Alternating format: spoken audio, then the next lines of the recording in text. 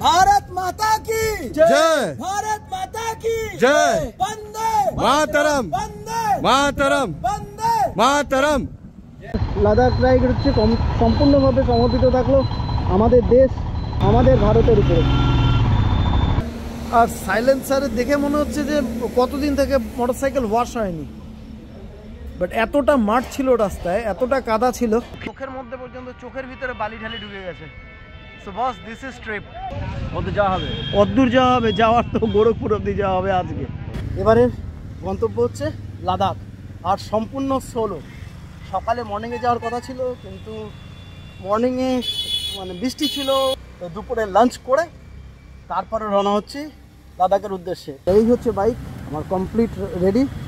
সামনে মা দাঁড়িয়ে আছে, ওনার তো একটু টেনশন হবে স্বাভাবিক, এত দূরের লম্বা জার্নি। আর চলো রাস্তায় যেতে যেতে কথা হবে। ভালো রকমই ভয় আছে, কারণ প্রথম এত বড় রাইড, একা রাইড, সোলো রাইড এর আগে অনেক করেছি, but this is an extreme. দৃশ্যের দেখা হয়ে গেল, আশা করি যাত্রা ভালো হবে। So let's go. আর এই সামনে হচ্ছে আমাদের শিলিগুড়ির বিখ্যাত মহানন্দা ব্রিজ, আর বাদিকে মহাশ্মশান, যেখানে একদিন সবাইকে আসতে হবে। তো চলো আর দেরি করি না, লেটস রাইড।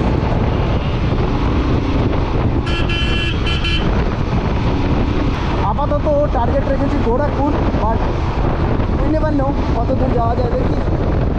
আমার বাইকের রিডিং হচ্ছে এখন 1203 কিলোমিটার। আর জংশন বাস স্ট্যান্ডের সামনে আছে, এই সামনে দেখো সব শিলিগুড়ি দার্জিলিংয়ের বাস। তো লেটস গো। কেন জানি না, আমার মনে হয় আই মেড ফর দিস।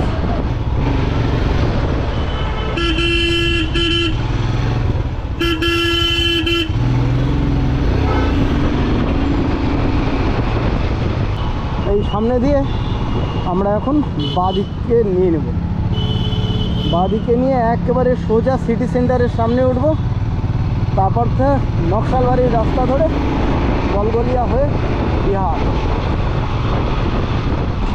চলো ভাই। আরে এই দেখো বাঁদিকে শিলিগুড়ি জংশন রেলওয়ে স্টেশন, তার উপর দিয়ে যাচ্ছি এখন। এই বাঁদিক থেকে নিচে চলে যাচ্ছে বাসের দিকে, আর আমরা এখন উপর দিয়ে সোজা বেরিয়ে যাচ্ছি হয়ে।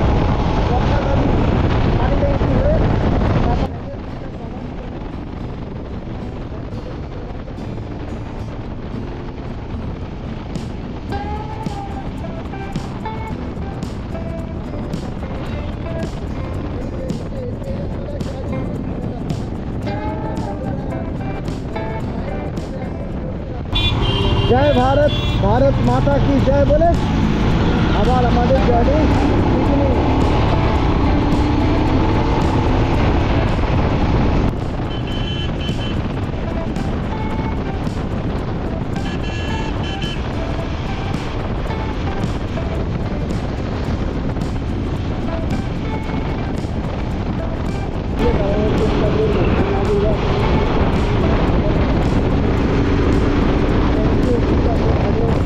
বসে গেছি পানি ট্যাঙ্কি। এটা হচ্ছে ইন্ডিয়ার লাস্ট গেট, এ পাশটা হচ্ছে নেপাল। আর আমরা এখন যাব হচ্ছে এই দিক দিয়ে গলগলিয়া হয়ে বিহারের রাস্তা ধরবো। চলো ভাই।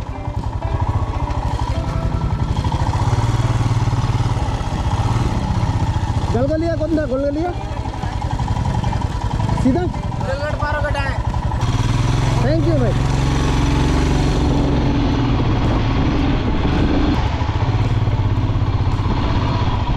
এই হচ্ছে পানি ট্যাঙ্কি বাজার।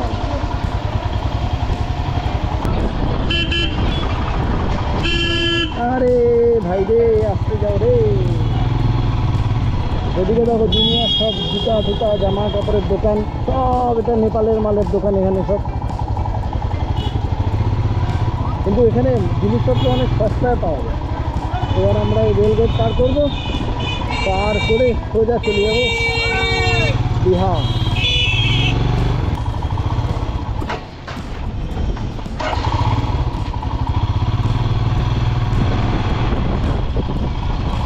এই ডান দিকে মনে হচ্ছে গলগলিয়ার রাস্তা।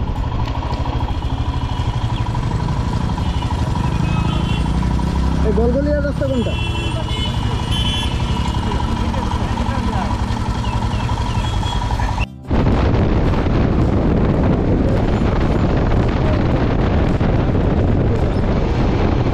পঁয়তাল্লিশ মিনিট মতো হলো রাইড শুরু হয়েছে।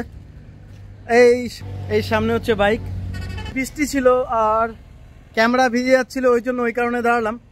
এখানে বসে একটু চা ফা খেয়ে নিলাম, এদের এখানে বসে একটু কথাবাर्ता बोललाम। परिचय হলো। भाई आप लोग का नाम टाम तो बता दीजिए। क्या नाम है आपका? कुर्बान। कुर्बान क्या आलम? कुर्बान आलम। आप भाई साहब? शिवा देवा। ओ बाबा बढ़िया है। যাই হোক, হোটেলে সবার সাথে কথাবার্তা হলো, ভালো লাগলো।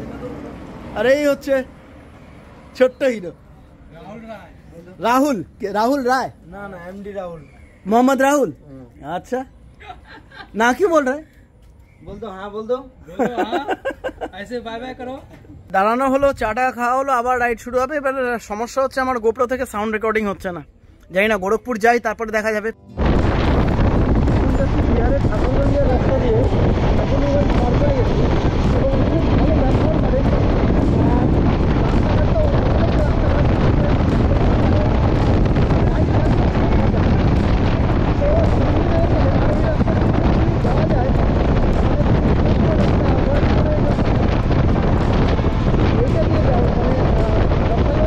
দাঁড়িয়ে আছি বাহাদুরগঞ্জের সামনে, কিশনগঞ্জ জেলার মধ্যে পড়ে এটা।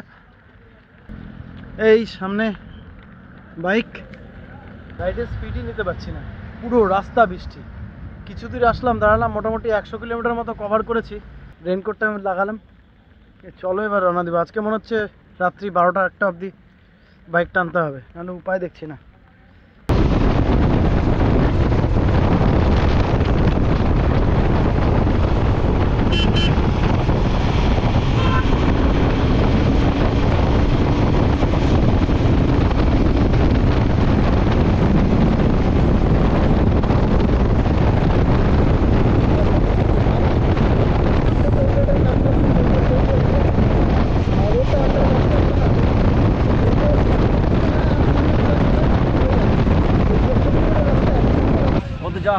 অদ্দূর যাওয়া হবে, যাওয়ার তো গোরখপুর অব্দি যাওয়া হবে আজকে। গাড়ি নিয়ে? হ্যাঁ, মোটরসাইকেল নিয়ে। নাকি? হ্যাঁ, না না, আমি রাইডার দাদা। দাঁড়িয়ে আছি আড়ারিয়াতে। বাইকের অবস্থাটা একটু দেখাই। আজকে বাইক ওয়াশ করা, কন্ডিশন দেখো বাইকের কি অবস্থা। এবার বোঝো রোড কন্ডিশন কি হতে পারে। নকশালবাড়ি থেকে মোটামুটি 30-40 কিলোমিটার আসা অবধি রোড ফার্স্ট ক্লাস ছিল, খুব ভালো ছিল। তারপর যে রোড ভাঙা শুরু হলো, খালি ভাঙা না, সঙ্গে বৃষ্টি, স্পিডের একেবারে মানে কি বলবো, অবস্থা খারাপ করে দিল। 4 ঘন্টা 4.5 ঘন্টা রাইড হয়েছে, 2:30-3:30টায় বেরিয়েছি। এতক্ষণে আমি আড়ারিয়া মাত্র 150 কিলোমিটার মাত্র কভার করতে পেরেছি। ভয়ানক বাজে অবস্থা।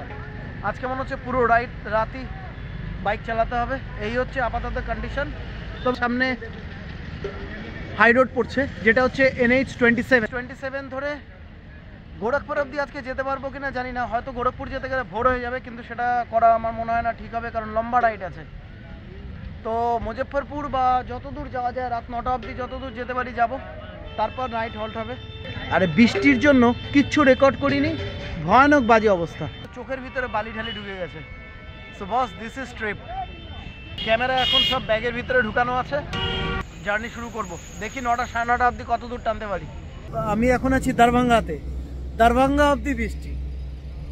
তো মাঝে ঠাকুরগঞ্জ ক্রস করার পরে ওখানে দাঁড়িয়েছিলাম, দেখিয়েছি। এবার এখন দেখো, এখন আসতে সুবিধা হলো, কারণ NH 27-এ গাড়ি মানে মোটরসাইকেল ঠিকঠাক চালানো গেল।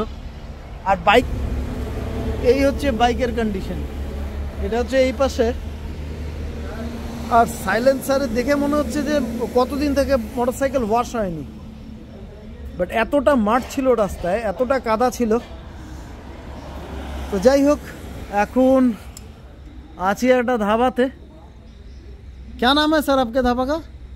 अरे बोलिए, मुँह से बोलिए। हाँ जी, सूर्या ढाबा। सूर्या ढाबा।